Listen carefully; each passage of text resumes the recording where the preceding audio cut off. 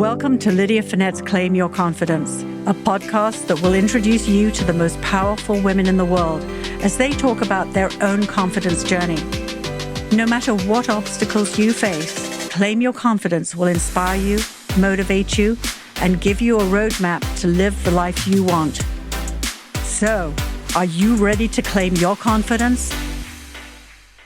Hi, everyone, and welcome back to Claim Your Confidence. I'm Lydia Fenet. I'm in Rockefeller Center. Fall has left and it is officially winter in New York City. So we were bundled up to get here, but it's nice and cozy in the studio. And I am so delighted to have an incredible woman to share with all of you today. Liz Elting is the person that you want to be thinking about when you are ready to dream big and take your next leap.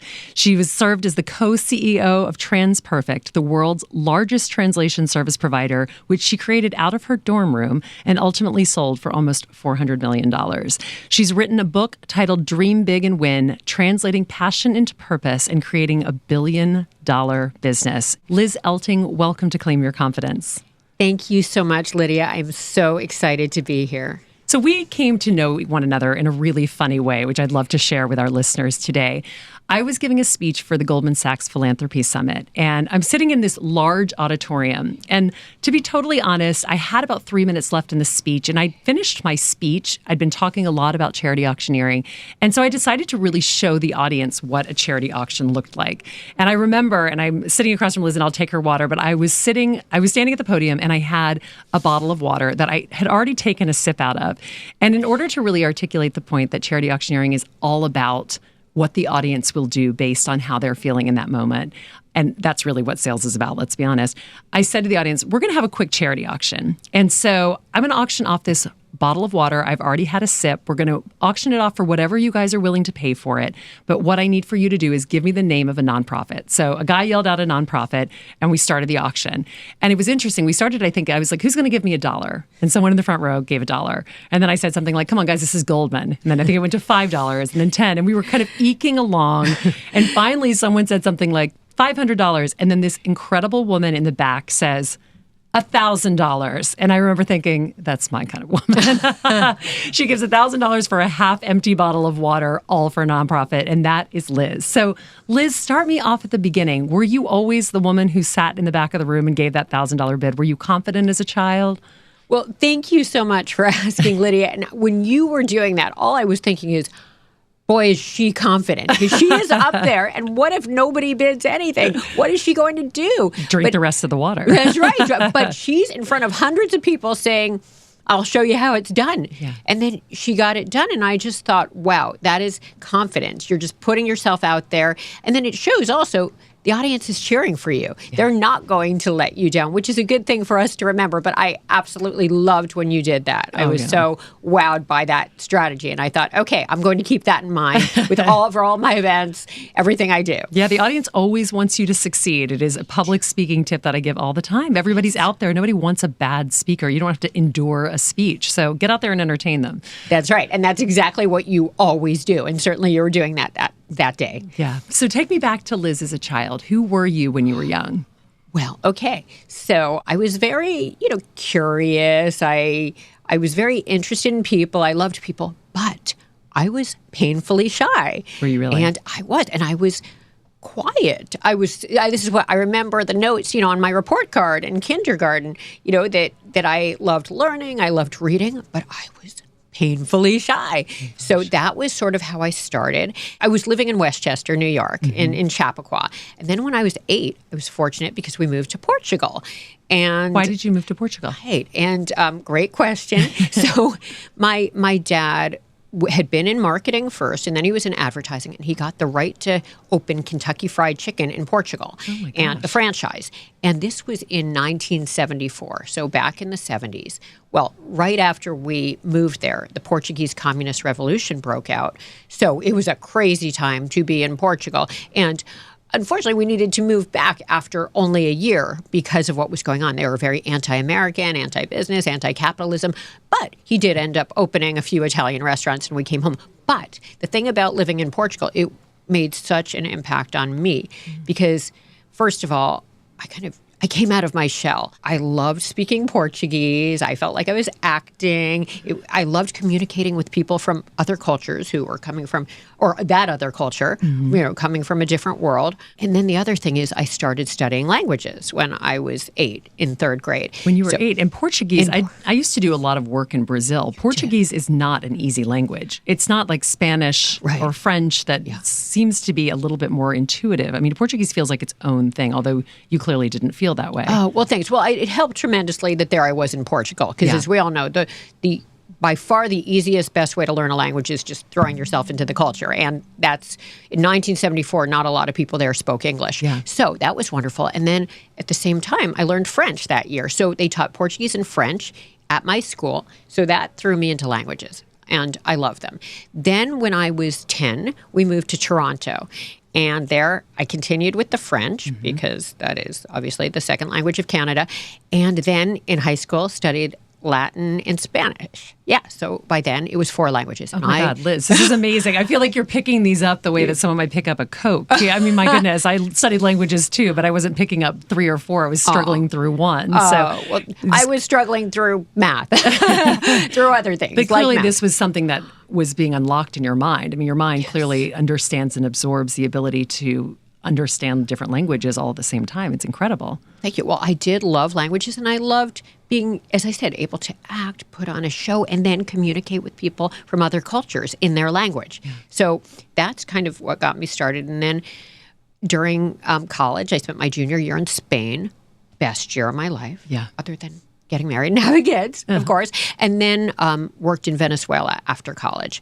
And then when I was 21, came to New York City, and I've been here ever since. So you were in Venezuela, and then you came to New York. Why? For a job? Shortly after graduating from college, I had an internship in Venezuela. Actually, it was the financial division of an all-Venezuelan company. I was the only American there. And this was just because you could rattle off in 15 different languages whatever you wanted at any given time. Well, I basically had loved my year in Spain. And actually what ended up happening is I had wanted to return to Spain, but I was involved in a club called ISEC, which is the French acronym for the International Association of Economics and Business Students, and you get matched with a country. And instead of Spain, I got Venezuela. So that's why I was there, because I wanted a real job. You know, some people go back and they do other things. And I just thought to myself, I want a real job. I was very practical and very motivated. I thought I need to be in a company, and that's where I got matched. Venezuela, in a Venezuelan company. I read in an article where you talked about the fact that your parents really said to you, like, you need to work from an early age, and you always had a job, right? You were always sort of a little bit of an entrepreneur, even in those early years. Yeah, one of the things they did is they said, we don't want you to be financially dependent on anyone but yourself, and of course that meant a spouse, a partner, my parents, my friends, anybody. Yeah. So that was instilled in me early on. And when I was 16, they actually stopped paying, for my clothes, and I love clothes, and my entertainment. So I really needed to start working. And so I did. Lesson. It really is. I think it's wonderful to do with kids if you can, and if they can work during that time. So yes, I had lots of jobs and love having jobs, because that's how, we learn all the things we learn. It's so true. And I think the financially independent part is such a huge part of that as well. And it's amazing that your parents were telling you that as a woman in the 70s. I feel like that's something that we hear a lot more about now, that's right, but not as much even in the past couple of decades. It's so true. You're right. You're right. They were incredibly helpful in that way, and many others. Yeah. So you left Venezuela and you went to New York? Yes. You came to New York, I should say. I came to New York because I thought, okay, I did the Venezuela thing, and now I've got to get a real job. I was 21, and actually my plan was to go to Washington, D.C., because I had some friends there from college. I thought I'll find something international there. But I ended up finding out about a translation company. And at the time, it was the largest in the world. It was about 90 people. And I ended up calling them up and saying, do you have any jobs available? And I was interested in sales. And they said, well, we don't have sales, but we have production. I said, okay, well, would I be able to perhaps get a job in production, and then if I get it, move over to sales? And they said, yes, that's possible. Fast forward 3 years. I ended up working at that company for 3 years. It was amazing. I loved the industry. I loved the culture of the company. I was first in production, and then I moved over to sales. I thought, love this, but I think it can be done better. So what was it that wasn't being done well at that point? Like, what was the white space that you were seeing while you were there? Because I know that there are probably a lot of people who are listening right now who have an idea. And this is always where I find when I sit in this booth with the most amazing women, this is the question. There's something that keeps some people from taking that step. They see the white space. They're like, oh, that's an annoying pain point, but someone else will figure it out. What did it take for you to start moving into that and have the confidence to do it? Yeah. Well, in my case, part of why I did it was what happened was I went back to school after 3 years, went to business school, got my MBA from NYU, and I thought, okay, I'm at NYU. 70% of the students at the time went into finance. It was funnel. It was the early 90s, Manhattan. It was the place to be. You know, it was about, the Gordon Geckos of the world. It was a different time. And so I thought I had to try it. So I did very briefly after getting my MBA try out finance. I ended up going to work at the proprietary trading division of a French bank. And I thought, okay, great. I'm combining finance with my love for that which is international.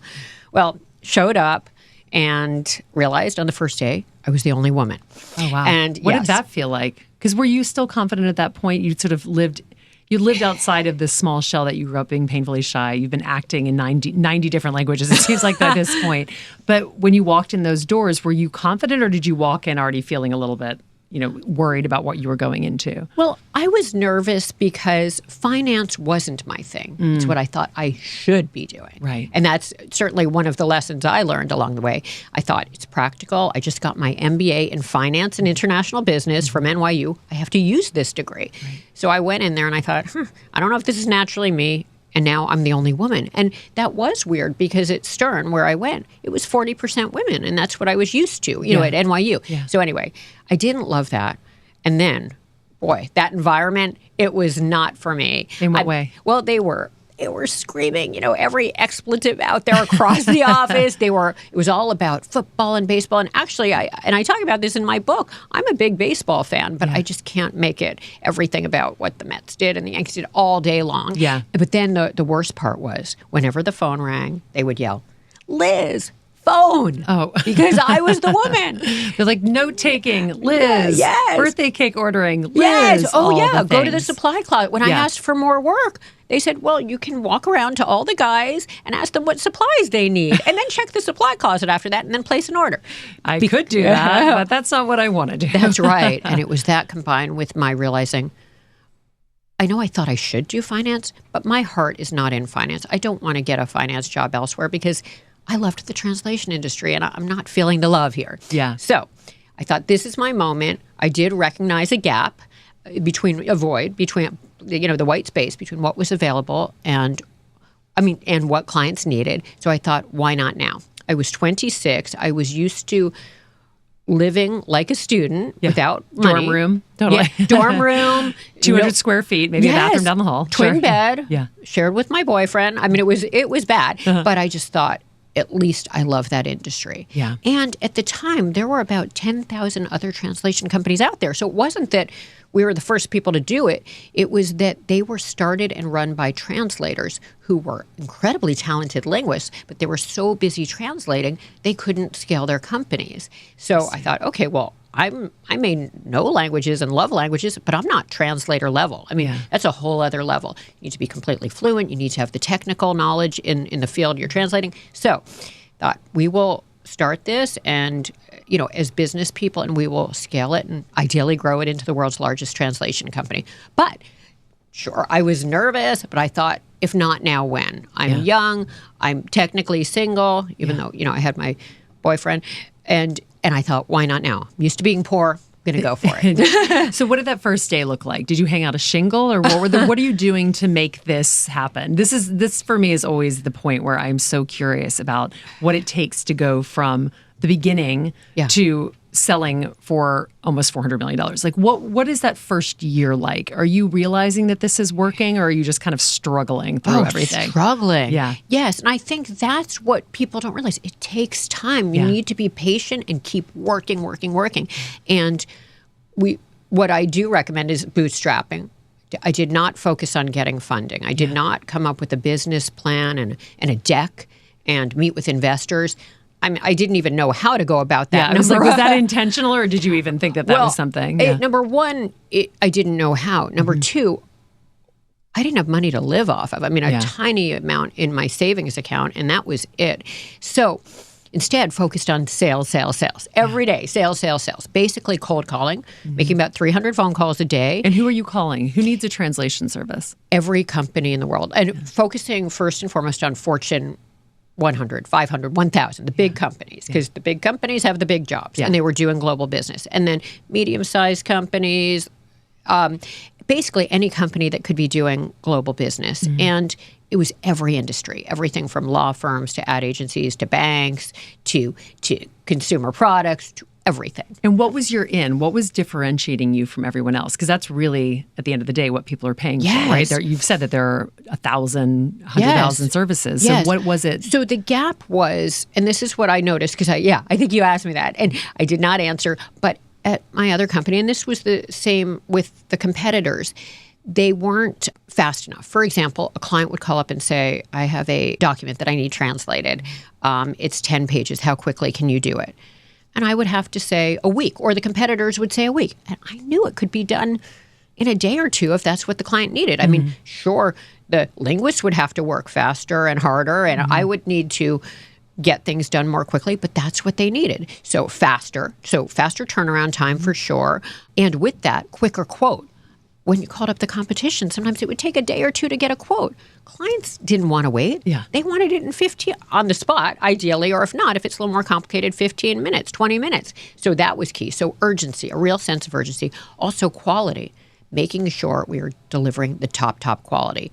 And you're working with freelancers? Yeah. Freelancers, but through, translator, editor, proofreader on everything, because everybody needs to be inspected. And then over the years, we needed to refine that in a lot of ways, come up with our own gold standard for testing linguists, et cetera. And then doing very technical work in every industry. Another thing is offices in every major city around the world, a real, basically a local presence. So the goal was get a client in that city, and then that client would make us open an office and a one-stop shop, not just delivering in our case, it was Microsoft Word and WordPerfect, but like anything a client needed in a foreign language. So those are the types of things we did differently back then. Within the first year, you said you've struggled the first year, but at what point were you like, wait a second, this is actually working and really working well? Well, so this is what happened. After about a month of intense phone calls, maybe 2 months. It took a long time. And this is hundreds of phone calls a day and sending out hundreds of letters. Now it would be emails or LinkedIn messages or putting it on Instagram or TikTok. Yes, or social media, but in a big volume way. And I'm a big believer in it's a numbers game. Yeah. Don't be so picky. Is this the perfect person to send to? I know people do that all the time. And instead, I think just keep hitting everyone. It's a numbers game. And related to what you're saying is the first job probably came in after about 2 months.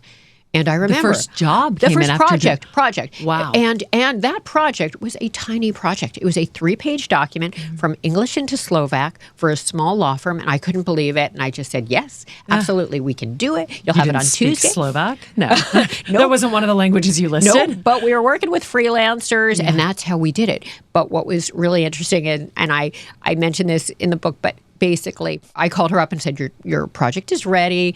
We'll deliver it, because this was back in the day before email, and it was a floppy disk. Oh, my gosh. And she said... It's really amazing to think about that. I know. And she said, oh, that's okay. I'll be in the area, and I'd love to check out your operation.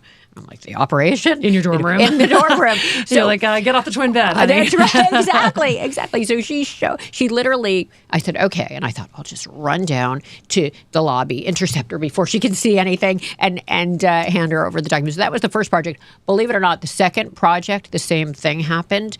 And it was interesting. It was for General Media International, which was the owner of Penthouse magazine, actually. But it was a business document, but it was a 2-page document.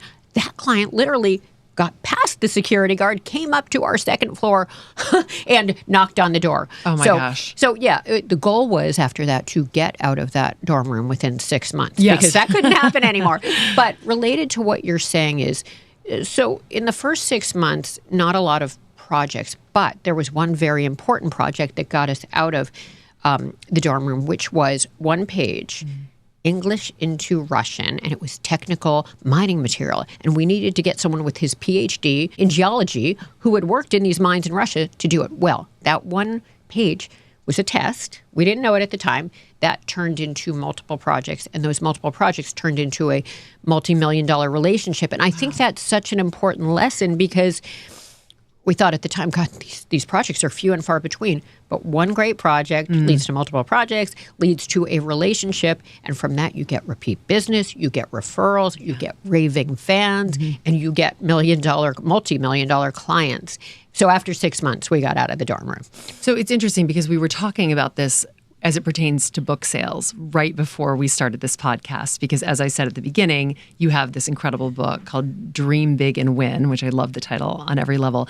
And we were talking about the importance of being on the ground and selling your own book. And you've really just said it all there. And I truly believe that in this day and age, a lot of people miss the point that it is the work that leads to the big. It's never big things that just happen. It's really that one-page document that you made happen. And as a result of that, you received so much more business. And I say this on every level. In anything you do, don't be discouraged if the one small thing doesn't lead to the biggest thing ever, because it's a numbers game over time. The more you do, the more you try, the harder you work, eventually all these things build up, and ultimately it can be exactly what you're talking about, that huge project that comes your way. Absolutely. And it can take, in our case, it could take 500 or 1,000 letters to get one even call. That's and then you hope you can convert that call to an actual small project. Yeah.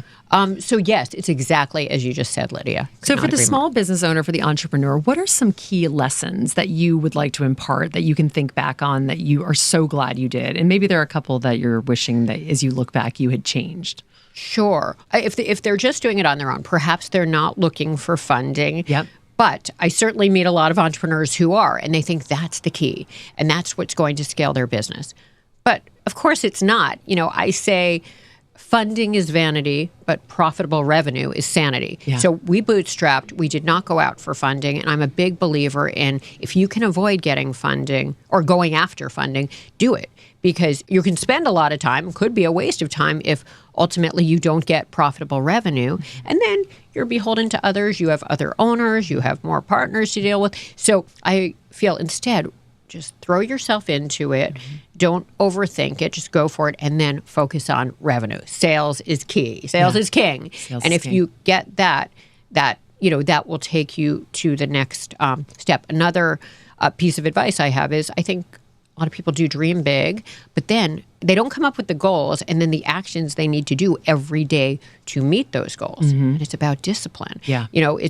I have a quote from Warren Buffett in my book that says something like the difference between the most successful people in the world and people who are more average is simply discipline. Yeah. So I think that's super important. Something I would have done differently that I talk about in my book is I started the company with my boyfriend at the time, and we were 50-50 business partners.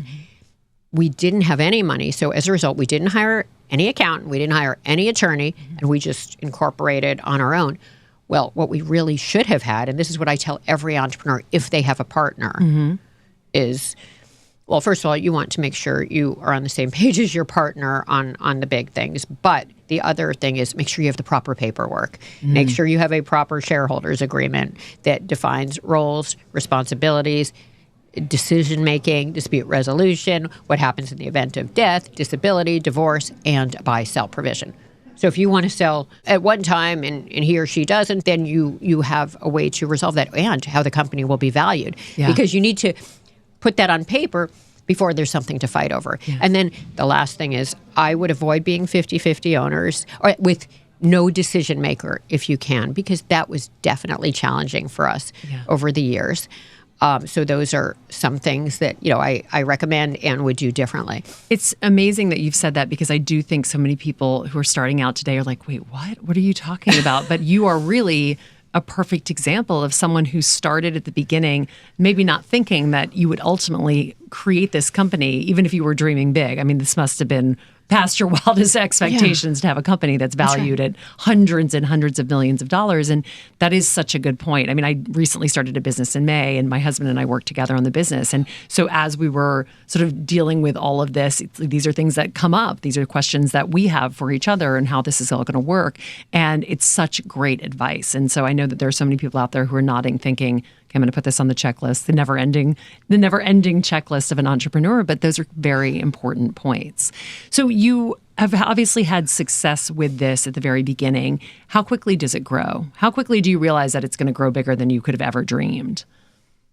I mean, it took a long time. We really couldn't hire our first full-time paid employee for a few years into it, which a lot of entrepreneurs don't want to wait for. But we went through a lot of turnover in the first few years. And I talk about that a lot in the book and mistakes I made as far as who we hired and what I learned. Yeah. But the very first full-time employee, but then that person turned over quickly. Not the person. Receptionist. Yeah. Receptionist. Which okay. someone Just an inbound. So inbound, because we worked so hard on getting people to call us back. Because it was, as I mentioned, it was cold call after cold call after cold call. And then initially, I was answering the phone when the person called back, but we wanted to seem like more of a elevated. A big company with a team. Because believe me, I got questions like that. I remember calling from the dorm room and calling a major company, and they said, "So exactly how many people do you have?" And trying hundreds. Right, just don't get past security. They're just freelancers. But yes, but so it was someone to answer the phone and then input names into a spreadsheet so we could send out our information. So now it would probably be someone to pick up the phone, answer the phone rather, and then someone to do direct marketing, which might not be a mass mailing now, as we said, but another way, because it was all about the sales in the beginning. So and really probably freeing yourself up to do the things that were becoming more important in the role too, right? Not the sort of day-to-day, which is just the inbound of calls coming back and having somebody to do the back end. Well, all they would do is turn it over. So most of what they were doing was kind of clerical, because they would get the phone, but then they would turn it over to me or my partner immediately for a quote, so I could deal with the client and try to close them. Yeah. But so that was it initially, because it was just, again, it was all about pushing out what we were selling. Yeah. And that is the most important part in the early days, because running out of cash is the number one reason companies go out of business. The number one. Yes, it is. And you're not going to have cash if you don't have revenues. Yeah. So again, it's all about the sales. And back then, it wasn't through networking. I quote you in my book, by the way, where you say network or die. Yes, because I've learned now it's so important. Back then, though, there was no I think networking was less important in the early 90s. Now, I think it is so key. But anyway, the point was the clients were people I didn't know, and it was a numbers game. So that's another thing you would recommend then, to make sure that you are going out to as many people as possible, to expand your network, to meet as many people as possible if you are growing a business. Absolutely, because now it would be that in addition. And so, yes, you might need someone helping on picking up the phone was one thing, but then putting the names, if you're getting big lists of names, or finding people on the internet to push out to, but you, in the meantime, should be going to events and networking.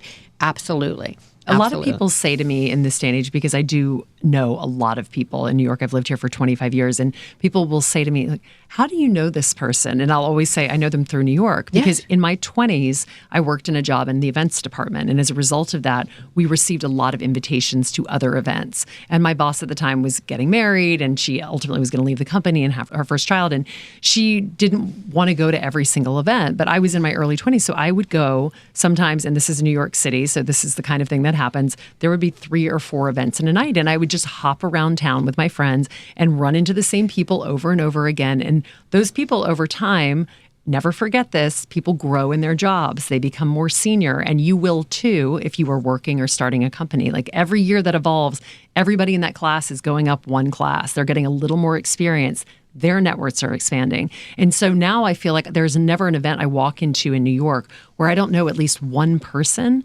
And that to me is really the ultimate in networking. Like I can walk into a room in New York City, in one of the largest cities with so much going on, and feel like I will almost always run into one other person. And that's really just from putting myself out there.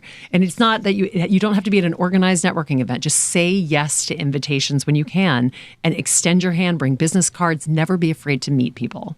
I couldn't agree more. The thing that is so wonderful now is in the early 90s, because you're younger than I am, but there were very few events. I was always looking for them, and there were very few networking groups, women's groups. Now we have so many, and we are so lucky. And yes, take advantage of all the events and all the networking groups and all the opportunities, because they will definitely pay off. Yeah.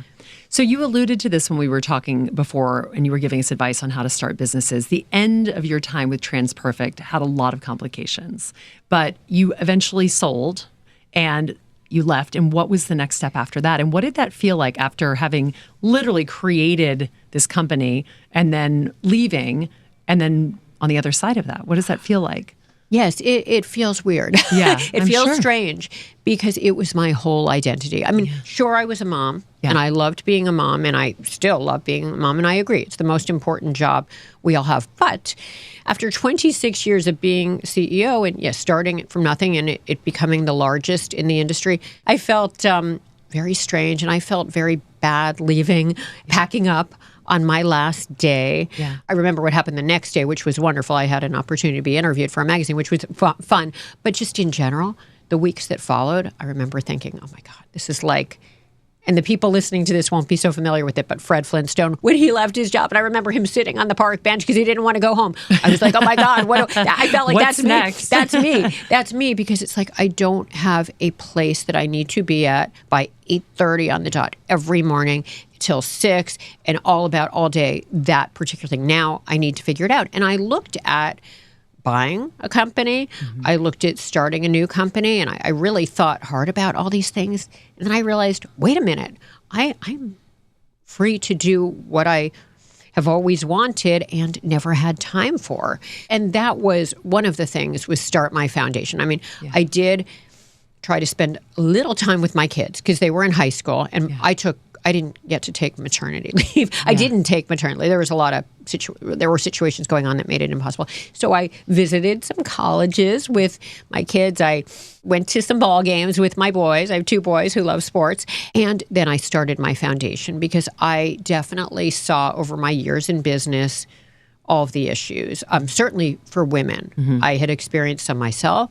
I saw the women at my company dealing with issues, and then I saw people outside my company. So I wanted to focus on women and helping support and empower women. So that was one thing. And then the other was people from marginalized and diverse communities. I wanted to help those people.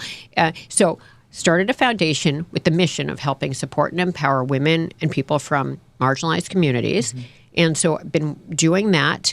And then I've actually gotten involved in a number of other things, because it's sort of like as you're out there meeting people, networking, you come across other causes, and you're like, well, how can I not be involved in that? Whether it's cancer, heart disease, hunger, gun safety, and the list goes on. But so I've now tried to stop and narrow what I'm doing in order to make sure I'm making an impact. And obviously, you, Lydia, know a tremendous amount about all this because of being like the best auctioneer out there. So yes, it's been rewarding. And then the last thing I've been doing is I realized as I would go out and speak about entrepreneurship, and I would do it either entrepreneurs groups, women's groups, business schools, Columbia Business School, NYU Business School, Stanford, that I loved it. And I thought, well, why not write a book about it? So I can just put it out there and tell some stories from my life where I learned about business and I learned about life. So that's what I did. And the book came out the end of September, and now I'm focusing on the book and selling the book and absolutely. Speaking about the book, and I'm just having the best time with it. Oh, I love that. Well, it's such a great book. It is filled with so many amazing stories. And I think for anyone who is in a place right now where they are thinking that they want to do something big and needs inspiration, this book to me is exactly what that is. I love the practical tips that you give. I love that it's told through stories. That's as an author, that's the way I write too, because I think it's the easiest way for people to understand that it's not just me giving advice, it's me actually having lived through this. And I feel like you have such incredible lived experience to share with so many people. And I love your positive message throughout the book. So I would highly recommend it. Dream Big and Win, Translating Passion into Purpose and Creating a $1 billion business, which I think we can all agree is an aim that we all have. Joe, too, is nodding here behind you. But I do think that that's it is everyone's goal. And I think the best part about this story is that you started in an NYU dorm room, because how many people are out there right now in a shoebox apartment or something with this idea that they can't escape, and they know that there's an opportunity for something big to come out of it. So you are living proof, Liz. Oh, well, thank you. And as far as that, if people are in that situation, I think there's no better time to do it than when you're young and possibly single and don't have kids, because you have the time. You don't have the financial commitments. You can throw yourself into it and you live on very little. You don't need a lot. You you throw yourself into the company, and that is the time. And, I would just go for it, because that's how we can create the environment we want in the workplace with our own company. And it's most likely doing something we love. And that's what it's all about. And I think it's so exciting to do it. You go through some tough days, but it is so worth it. It pays off. And I just encourage everyone to not overthink it. Take the risk, be bold, and do it. So Liz, where can we find you now that we know we're all going to get your book? Where can we find you to follow along with this messaging and frankly, follow along with your journey? Oh, thank you. Well, I have a website, LizElting.com. And my foundation has a website, Elizabeth Elting Foundation.org. And then I'm on social media, the major platforms. And then the book is on Amazon and any other online retailer as well. Well, I can't thank you enough for coming on Claim Your Confidence and sharing your story. And I always like to give our listeners a question at the end. Do you have a big dream? And if so, why don't you write it in the comments on Instagram for me or for Liz and tell us what that big dream is? Because sometimes you just have to put it out in the world to make it happen. And I know we'll both encourage you if you want to do it. And Liz, I can't thank you enough for being here. Joe, I can't thank you enough for producing yet another wonderful episode of Claim Your Confidence. And Rockefeller Center, I can't thank you enough for giving us this incredible opportunity to be at Newsstand Studios. I'm Lydia Fenet. This is Claim Your Confidence. Tune in again next Tuesday where we have another fantastic guest. Liz, thank you again for being here today. Thanks so much, Lydia. Love talking to you.